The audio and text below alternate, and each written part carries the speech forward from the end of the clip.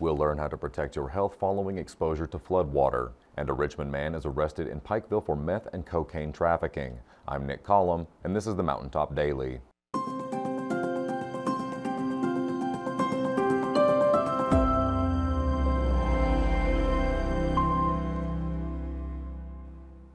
We are now 3 weeks past the flooding that devastated large portions of eastern Kentucky over Valentine's weekend, but that doesn't mean we are finished with its effects. In fact, there are some things you'll want to keep in mind in regard to your health after being exposed to floodwater. Sheldon spoke with Pike County's Public Health Director to find out more.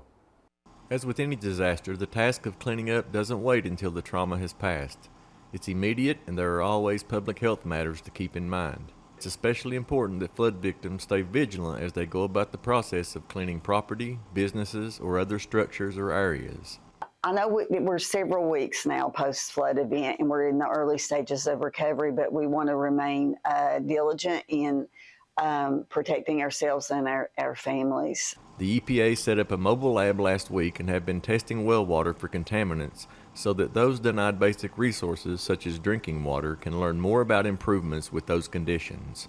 The EPA mobile water testing lab is going really well. This is not a public-facing service. Individuals need to reach out to their local health department, and the environmentalist will collect the sample, and they're primarily focused on private wells. So all the testing that the EPA mobile testing lab has done has been with private well water, and we want to ensure that any well that was in a flood-impacted area, that you test that water before consuming. If you should become sick and suspect it may have something to do with debris or general cleanup, Riley tells us what to look for.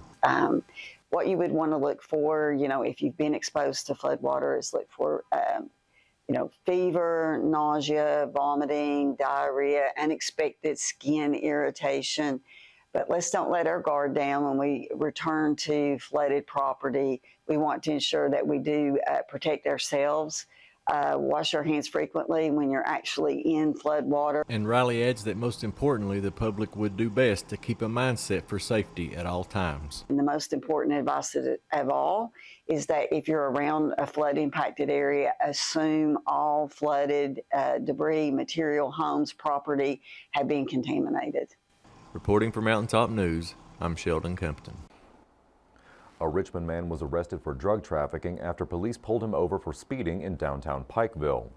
Police clocked 55-year-old George Anthony Walker driving 51 miles an hour on Hambley Boulevard, which is 16 miles an hour over the posted speed limit. But Walker was also the subject of a prior drug investigation, so police got his permission to search his car after pulling him over. During that search, they reported finding a large amount of meth and cocaine, along with drug paraphernalia and cash. Walker was arrested and charged with first-degree trafficking of meth and cocaine along with the traffic violations. He remains in the Pike County Detention Center on a $25,000 cash bond. Coming up after the break, the Pike County Cooperative Extension Service has been busy the last few weeks responding to the flood. We'll have the details when the Mountaintop Daily continues. But first, sports and weather. With this Mountaintop Sports Report for Monday, I'm Brittany Rowe reporting. Mountaintop Sports will have coverage of the boys' 15th Region semifinals from Pike County Central High School tonight. Game 1 will feature Pike Central and Lawrence County, while Game 2 will host Floyd Central and Martin County. Both games can be watched on our free Mountaintop TV app and our Mountaintop Sports Facebook page. Fans can also listen on 96.5 FM. Reporting for Mountaintop Sports, I'm Brittany Rowe.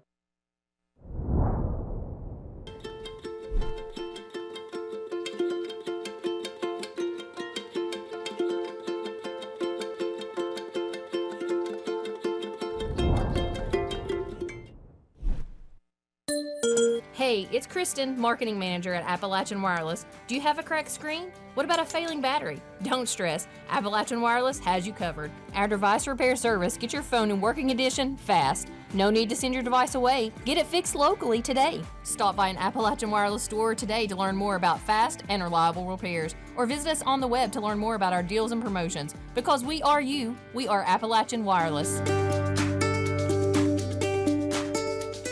As it did for nearly everyone, this year's flood reset the priorities of the Pike County Cooperative Extension Service. Since it happened, the staff have been working hard to respond to the needs of the community.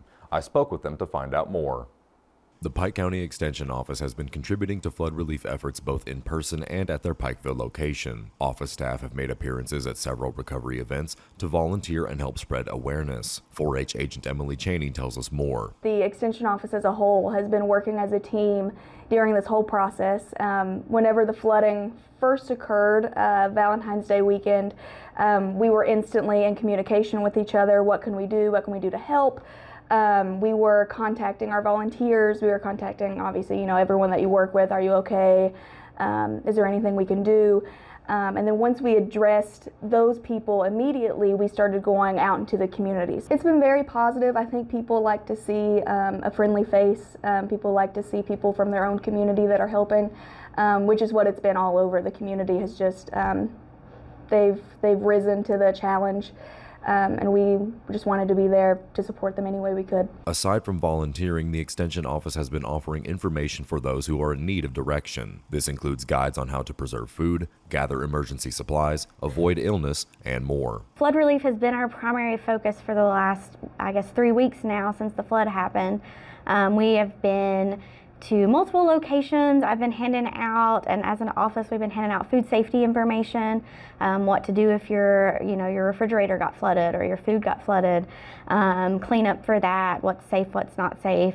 So we've been to several fire departments, including like Phelps and Belfry, and we've been over to Elkhorn, and handing out just the food safety information, as well as we've also been helping prepare meals and hand those out within the community. So we're trying to get as much flood relief information out to the public as possible. So where we work with the University of Kentucky, we have access to all of their research and their information and publications. So we are trying to get as much information out to those affected by the flood as possible. That will do it for this edition of the Mountaintop Daily. Be sure to check us out at 6 p.m. every weekday on Mountaintop TV, the Mountaintop TV app, and the Mountaintop News Facebook page. With your Mountaintop Daily, I'm Nick Collum for Mountaintop News.